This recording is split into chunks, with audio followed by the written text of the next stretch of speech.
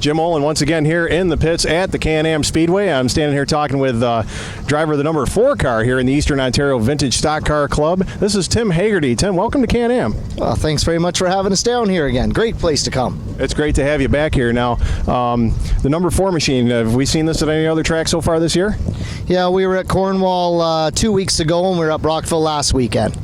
Outstanding. Now, the difference, obviously, in the size of the track and everything makes a difference there, but is there anything special about racing Can-Am Speedway? Well, it's big, it's wide, it's smooth and fast. It's just a really nice racetrack to be on. I've probably raced 12 tracks over the years with this car, and Can-Am's by far my most favorite track, just because it's like, as I called it, it's like the 401 out there. I've heard that before. That's a pretty good reference. I like that.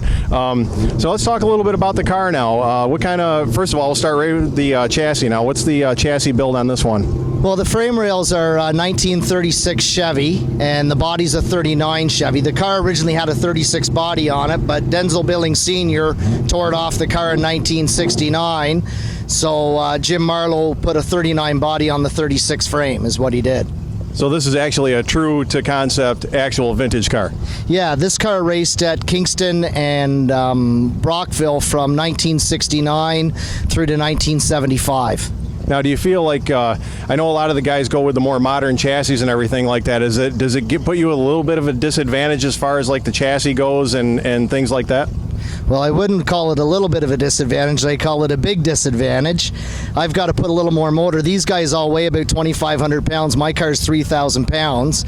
It's running pretty stiff leaf springs in it. It's got a 48 Ford front end with a buggy spring in it, and just shocks on it all the way on all 4 corners. So with the 3-speed Saginaw in it. So it's a whole different animal than what these other guys are. It's an original car. So basically a lot more driver, a lot less technology. It's all driver and it's all driver, no technology, and I'm not much of a driver, so. Well, I think there's some folks out there that beg to differ. I watched you here all last season running this car, and I think you did a really good job with it. So back here for the 2017 season. Now, first event got rained out, so a little disappointment there, but you're back, right?